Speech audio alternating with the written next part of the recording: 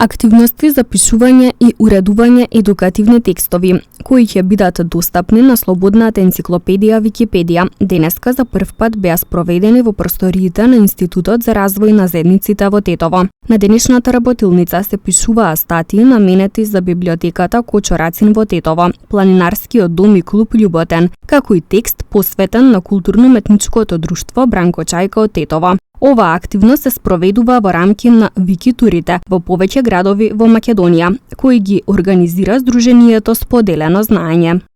Во овој случај ова е проектот активност Викитури, каде што посетуваме градови, го посетуваме во случај вашиот роден крај Тетово, членовите, тие што учествуваат, да пишуваме локална содржина. Значи тоа може да е во било кој поглед. Тоа може да се установи, може да се личности, може да се географски поими околу Тетово или од општина Тетово, не е важно,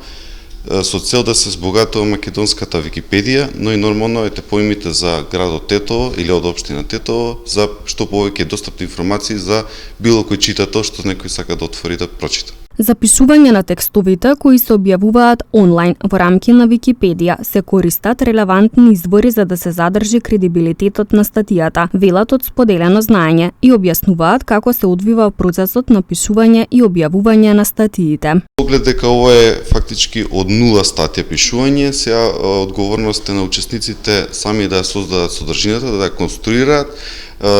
добиваат со мене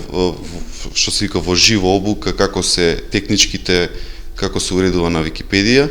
кодовното уредување, како се додават хиперлинкови, како се става википедијански фуснотирањето и на крајот нормално